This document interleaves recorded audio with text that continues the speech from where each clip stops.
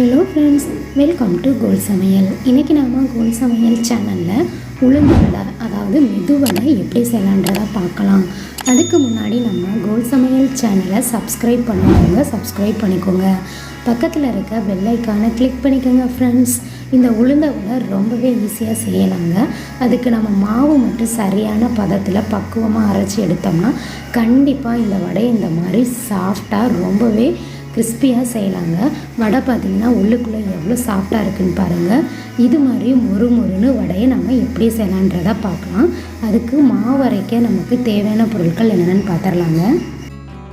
200 gram உளுந்து எடுத்திருக்கேங்க. நான் பொட்டுளுந்து தான் எடுத்திருக்கேன். இதை நல்லா ஒரு 4 மணி நேரம் ஊற வச்சு தோல் நீக்கி எடுத்து வச்சுருக்கேன். நீங்கள் உருட்டு உளுந்து கூட எடுத்துக்கலாம். எடுத்து நல்லா ஊற வச்சு எடுத்துக்கோங்க. இந்த ஊற வச்ச உளுந்தை கிரைண்டர் அல்லது மிக்ஸி நீங்கள் எதில் வேணாலும் அரைச்சி எடுத்துக்கோங்க. ஆனால் தண்ணி சேர்க்காமல் அரைச்சி எடுத்துக்கணும். கெட்டியாக இருக்குது ரொம்ப அப்படின்னா லைட்டாக தண்ணி தெளித்து அரைச்சிக்கோங்க. உளுந்தை ஆட்டி எடுத்துக்கலாங்க.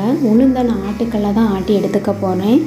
ஆட்டும் பொழுது நமக்கு ரொம்பவே ஆட்ட முடியல அப்படின்னா மட்டும் லைட்டாக தண்ணி தெளித்து தான் நம்ம உளுந்த ஆட்டணும். அப்போ தான் மாவு நமக்கு சரியான பதத்தில் கிடைக்கும். இல்லை அப்படின்னா ரொம்ப தண்ணி மாதிரி ஆயிரும். தேவைப்படும் பொழுது இந்த மாதிரி லைட்டாக தண்ணி ஊற்றிட்டு லைட்டாக மட்டும் தெளித்து விட்டுட்டு ஆட்டிக்கணும். நல்லா நைஸாக ஆட்டி எடுத்துக்கலாம்.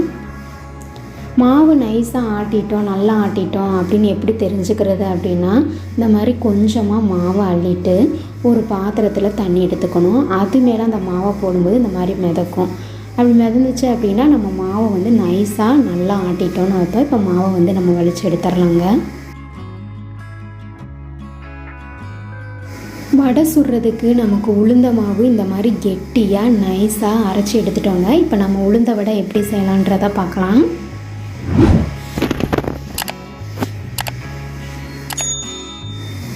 மாவை ஒரு பெரிய பாத்திரத்தில் நம்ம கொட்டிக்கலாங்க. ஏன்னா கலக்கிறதுக்கு நமக்கு வசதியாக இருக்கும். அப்போ தான் மாவை எவ்வளோக்கு எவ்வளோ இந்த மாதிரி நல்லா கலக்குறோமோ அந்தளவுக்கு நமக்கு வடை ரொம்பவே சாஃப்டாகவும் கிறிஸ்பியாகவும் கிடைக்குங்க. நல்லா இந்த மாதிரி கலந்து விடணும்.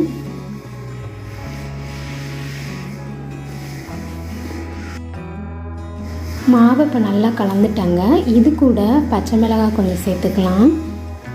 கொஞ்சமாக கருவேப்பிலை, நறுக்கி வச்ச வெங்காயத்தை சேர்த்துக்கலாங்க.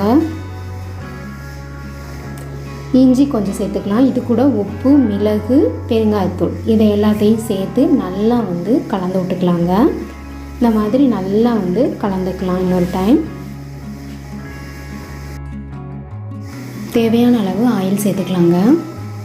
எண்ணெய் நல்லா காஞ்சதும் லைட்டாக கையில் இந்த மாதிரி தண்ணியை தொட்டுட்டு மாவு அள்ளி நடுவில் ஓட்டை போட்டு எண்ணெயில் சேர்த்துடலாங்க. இது மாதிரி நம்ம ஒவ்வொரு தடவையும் மாவு அள்ளி நடுவில் ஓட்டை போட்டு இந்த மாதிரி எண்ணெயில் சேர்த்துடணும்.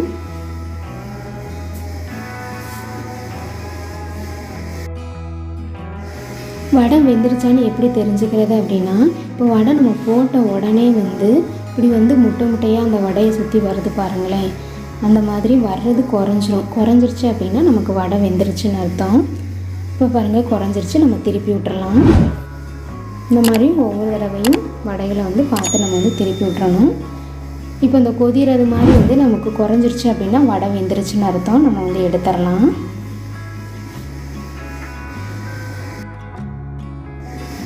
வடை 2 சைடு இந்த மாதிரி ப்ரௌன் கலராக வந்துருச்சு அப்படின்னா வெந்துருச்சுன்னு அர்த்தம். நமக்கு அந்த முட்டை முட்டையாக வர்றதும் ஓரளவு குறைஞ்சிருச்சு பாருங்கள். இப்போ நமக்கு வடை வெந்துருச்சு, எடுத்துடலாம்.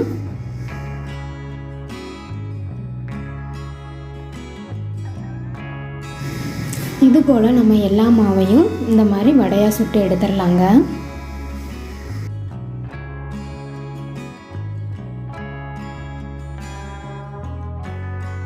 இப்போ நமக்கு சூப்பரான உளுந்த வடை ரெடி ஆயிடுச்சுங்க. இந்த வடை கூட தேங்காய் சட்னி வச்சு சாப்பிடும்போது ரொம்பவே சூப்பராக இருக்குங்க.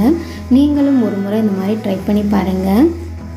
இந்த வீடியோ உங்களுக்கு பிடிச்சிருந்தா நம்ம கோல் சமையல் சேனலை சப்ஸ்கிரைப் பண்ணிக்கோங்க. மறக்காமல் பெல் ஐக்கானை கிளிக் பண்ணிக்கோங்க ஃப்ரெண்ட்ஸ். தேங்க்யூ.